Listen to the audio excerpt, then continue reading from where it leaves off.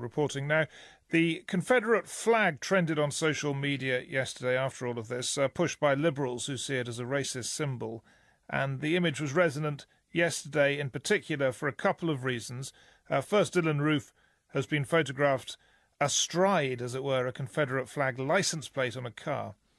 And that was going around. And secondly, a Confederate flag next to the State House in Columbia, South Carolina, was not at half-mast yesterday, and all the other flags were.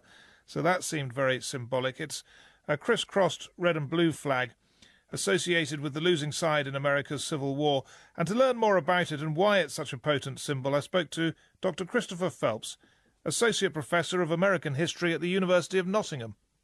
The origins of the flag are that in the American Civil War that broke out after the election of Abraham Lincoln, a number of American states seceded from the Union. They were called the Confederacy, and they initially had a flag called the Stars and Bars that was not so unlike the American flag that we know now, and it was similar enough that it got confused on the battlefield with the American flag, and therefore there was a call from some sort of a Confederate war flag.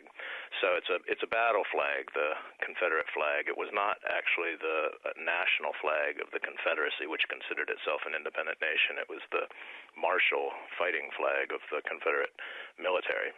But it does represent those forces, and in a sense it's counterintuitive that it would still be flown, because those forces were defeated and the Americans have gone on to huge economic and military strength since then. Has been a huge success, the US as a united nation. So it's quite surprising that it's still used so much.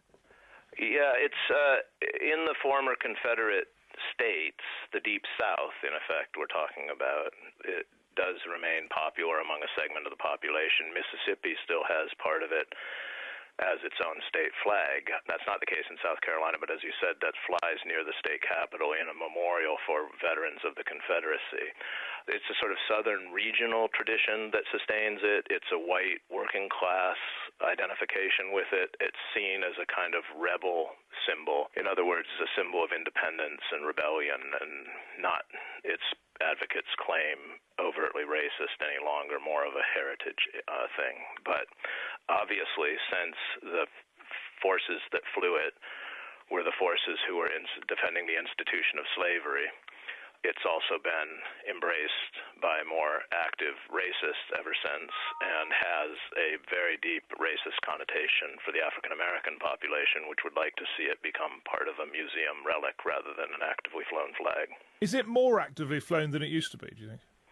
No, I think it's less actively flown, because the region in which it's popular is the South, and the South is transforming. It used to be that African Americans in the early 20th century left the South gladly to go to the North, where there was less outright racist law. And now blacks have been having a reverse migration in which they go back to cities like Atlanta, which is a black majority city. And furthermore, the South is being transformed by immigration from Latin America and Asia and Africa and so forth. To whom these ancient struggles mean nothing, presumably. Dr. Christopher Phelps there, Associate Professor of American History at the University of Nottingham. Now, don't forget, if you want to get up to date with an edition of NewsHour you've missed, the